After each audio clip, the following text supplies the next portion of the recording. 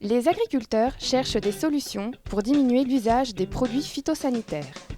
Certains redécouvrent les bienfaits des outils de désherbage mécanique, comme la hersétrie, la bineuse ou la houe rotative.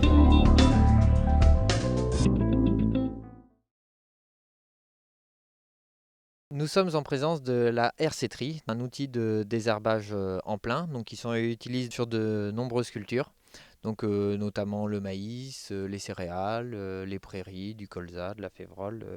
Cet outil est muni de grands panneaux, munis de dents. Ces dents-là vont rentrer dans le sol, piocher et en vibrant vont permettre de déraciner les adventices. Donc cet outil-là marche très bien, mais globalement sur des adventices peu développés. Par contre, il faut que la culture soit suffisamment bien développée pour pouvoir résister aux vibrations des dents. Après le passage, on va beaucoup moins voir la culture parce il y a de la terre qui va recouvrir la culture. Donc ce qu'il faut surtout, c'est vérifier que la culture soit bien en place. L'outil va pouvoir être réglé de différentes façons, donc soit avec la grosseur des tiges ou alors avec l'inclinaison des tiges. Plus les dents vont être inclinées, plus ça va être agressif.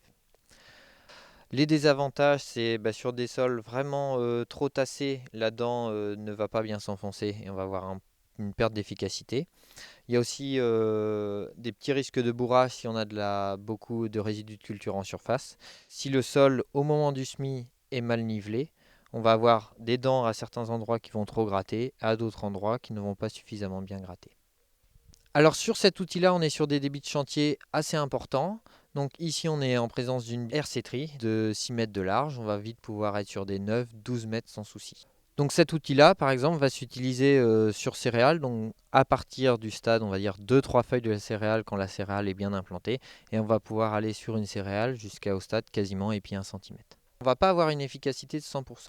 Donc c'est des outils à utiliser soit en complément d'un désherbage chimique, ou alors sur des parcelles qui sont globalement propres. L'outil derrière est la bineuse. C'est un outil de désherbage mécanique qui permet de biner les plantes sarclées. Donc la bineuse est munie de dents, comme on voit ici. Donc ça va être des dents assez longues qui vont permettre de scalper le sol. Donc on va avoir notre rang de maïs qui va passer ici. On va avoir des dents qui vont passer au plus près du rang de maïs pour ne pas abîmer le maïs, protéger le maïs. Et derrière, des dents très larges qui vont scalper le sol et arracher les adventices, même développés. Donc les avantages de cet outil-là, c'est que c'est très efficace sur flore développée. Ça permet aussi une aération du sol. Donc quand on a des sols un peu croûtés, par exemple sur du maïs, ça va permettre d'aérer le sol. Par contre, les inconvénients, c'est dès qu'on a des parcelles en pointe, des parcelles caillouteuses, ou alors des parcelles en dévers, il peut y avoir des risques d'arrachement des pieds de maïs. Le système de guidage sur les bineuses peuvent être différents, donc avec des caméras, des capteurs. Ici, on a sur un système de roue plombeuse. Donc en fait, au moment du semis, on va faire un sillon dans le sol et la roue plombeuse va se fixer dans ce sillon qu'on aura fait au semis, ce qui permet de bien suivre les irrégularités du semis. Donc à la Chambre d'agriculture, on a fait des essais. Les meilleurs résultats d'un point de vue désherbage, avec des outils comme la bineuse, ça va être de faire un désherbage en plein, suivi d'un binage. Donc le désherbage en plein va nous permettre d'avoir toutes les adventices, surtout celles qui sont sur le rang.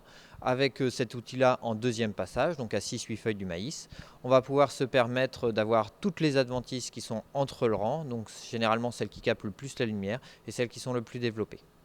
La bineuse s'utilise principalement aujourd'hui en Normandie sur le maïs.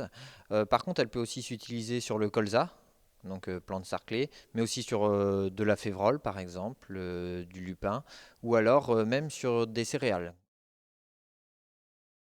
Donc aujourd'hui, on utilise la bineuse depuis 2003, qu'elle est dans la CUMA. En outil mécanique, j'utilise aussi la houe rotative sur les blés. Le but de la bineuse, c'est de l'utiliser pour réduire les phytos. Suivant les années, ça marche plus ou moins bien.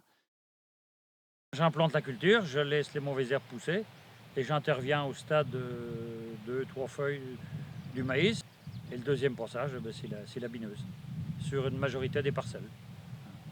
Les atouts, c'est décrouter le sol, enlever les mauvaises herbes indésirables dans le rang. Sur le rang, c'est plus difficile, mais dans l'inter-rang, c'est assez facile, c'est efficace. C'est souvent des outils les plus efficaces. Les atouts, c'est aussi limiter l'usage du phyto. Ça aide aussi à la pousse du maïs au printemps. Et les contraintes, c'est le temps passé. Et donc c'est un des inconvénients. Puis le guidage, hein. Bon, faut être concentré sur la conduite du tracteur. La houe rotative est un outil de désherbage mécanique constitué de roues étoilées. En tournant à grande vitesse, les dents en forme de cuillère s'enfoncent de façon superficielle dans le sol et vont l'émietter. La projection des mottes de terre va permettre d'aérer le sol et aussi de déraciner les adventices. Cet outil est utilisable sur de nombreuses cultures telles que les céréales, le colza, le maïs, les betteraves ou bien encore le pois. Dans des conditions favorables, l'utilisation d'outils mécaniques comme la herse, la bineuse ou la houe rotative peut permettre de diminuer l'utilisation des produits phytosanitaires.